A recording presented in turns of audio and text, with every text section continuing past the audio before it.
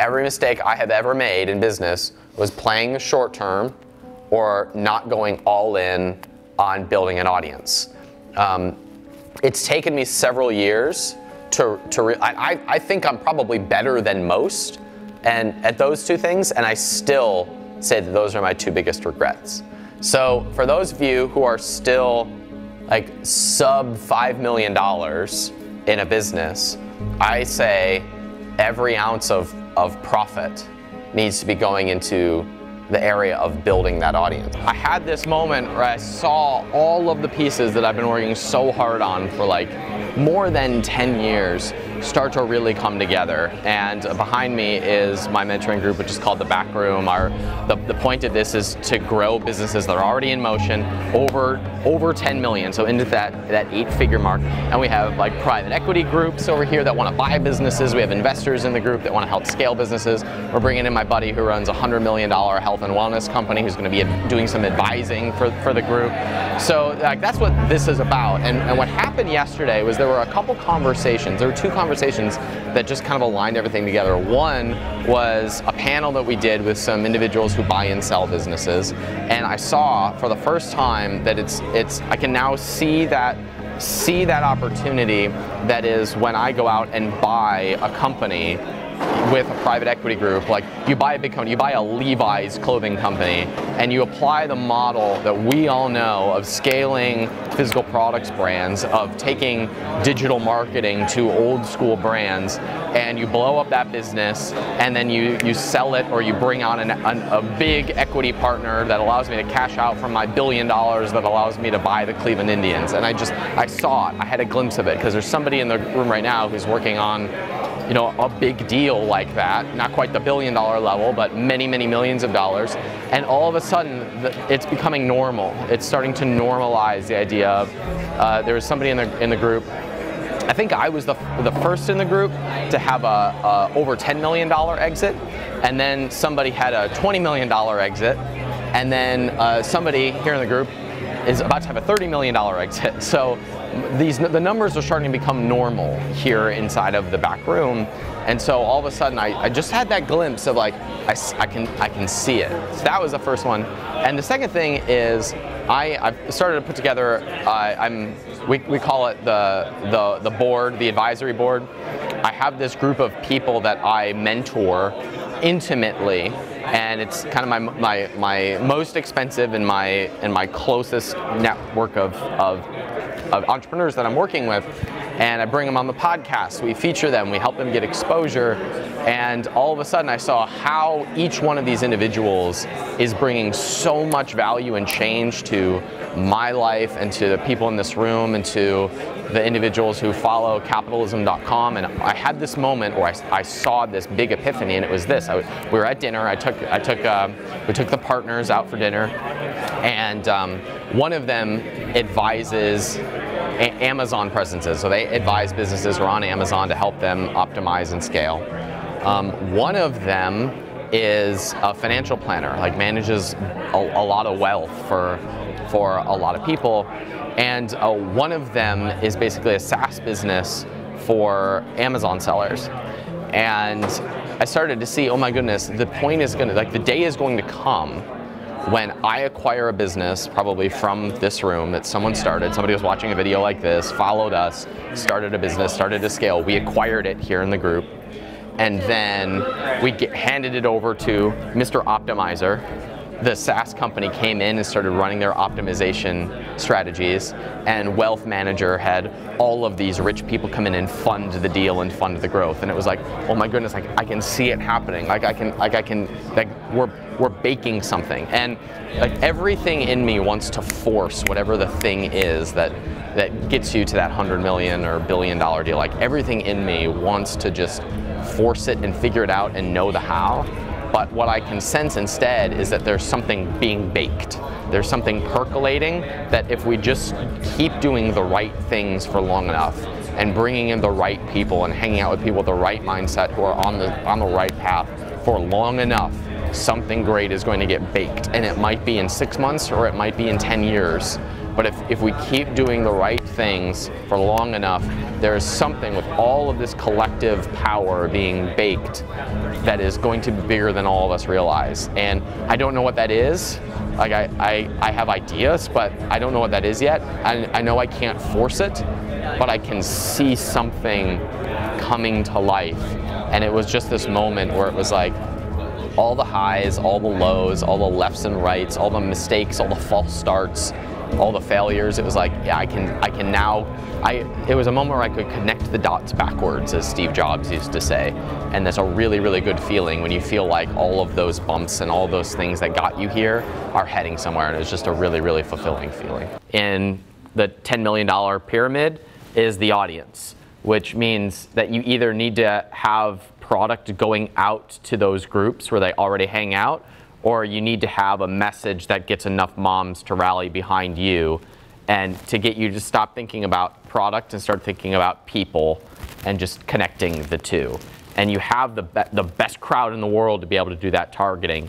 And when you realize that, you'll see 10 new product offerings that'll be perfectly in alignment with your brand that are not just apps, but it's a completely something you're not even thinking of right now that you can go develop.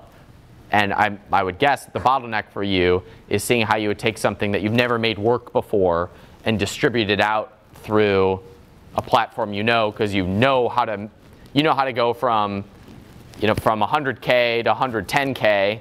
But going from 100K, from 200K is going to require you to do a new type of product that you currently are not developing. Right, one that someone else makes versus. So I say that 80% of, really, like the answer to everything is who. Even like what you want to do with your life, it comes down to really who you want to spend your time with, because we all know people that we could do nothing with and have a great time. So I say in masterminds like this or in mentoring groups, 80% of the value comes outside the room. And 20% of the value comes from something you learn from like a tip or a tactic that someone shares. So for example, there's someone who is teaching their wholesaling model here, and it was a really, really profitable strategy that is only being shared here inside the room. And that tactic or that tip is really going to make someone a lot of money. So that's great. But where the real value is when that person comes off stage and goes to dinner with everybody else in the room, and there's all these collaborations that happen, and somebody is like, hey, I really liked that model that you taught on stage. Who in your network wants to run that? I'll fund it, and they can use your intellectual property to be able to do that, and we'll all make a whack ton of money. And then somebody comes in and is like, hey, well, I know that I have this rock star project manager who I'm looking to give a project to. Why don't we bake them all together and make that happen? So all of the value comes out of those connections and those opportunities that get created organically because someone shared an insight on stage. That was the 20%. And then the 80% comes from who they meet, go to dinner with, have some wine with. That I had a moment where I saw the culmination of my career starting to come together. It didn't happen when we were here in the room. It happened at dinner with some of the partners around my dinner table. We made up some Wagyu sirloin steak last night at my house, and we're all eating it, and we had that insight, and it came from that. It doesn't come from when you're being heady trying to figure it out. It comes from when you're centered and connecting with other people that you want to do business and life with. Life is almost always about who, and so 80% of the value comes from the people that you meet, not just from the things that you learn. I found that people who are starting their successful journey focus on the what or the how, and really successful people focus on who, because people, it's always about the person that you meet that changes everything. And so the faster you can meet the people that take you to that point, the faster you get the results that you want. My strategy has always been kind of a three-tiered approach, with the engine being the business, assuming that I'm making my money from the business is the cash flow engine, that is the thing that is paying for my life. That's the thing where I'm taking money off the table, or I'm selling it, and so I'm getting a big waterfall that needs to go into a system. And that system at its foundation for me has a very deep security bucket. And the security bucket is like the foundation of this strategy, because I know as an entrepreneur, the way I'm wired, like I wish I could be completely analytical and make my decisions just based on data, but I can't. We make our decisions emotionally, we justify them logically. So for that reason, my security bucket needs to, I have a feeling that ultimately makes me feel either tense about the decisions that I make, or it makes me feel free to make better decisions. And so I have numbers in my security bucket that need to be in place in order for me to feel like I'm free to make those decisions. And so for me, if there's not a certain number in the bank, I feel tense. I went to my team earlier this week and I was like, this is the amount of money that's in the business bank account. This is how much money needs to be in the account for me to feel like we can comfortably run the systems and processes to grow our business. So we have some room to make up.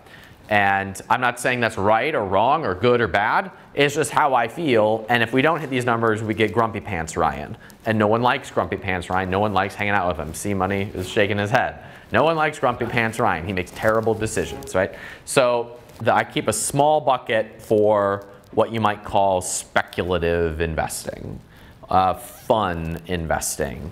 This would be me writing a check, which we talked about on the podcast, of $85,000 to one of our tribe members that I just believed in and wanted to back. I don't expect to see any return for that for the next 2 years. But it was fun. I believe in her story. I wanted to do it. So that was a piece of that.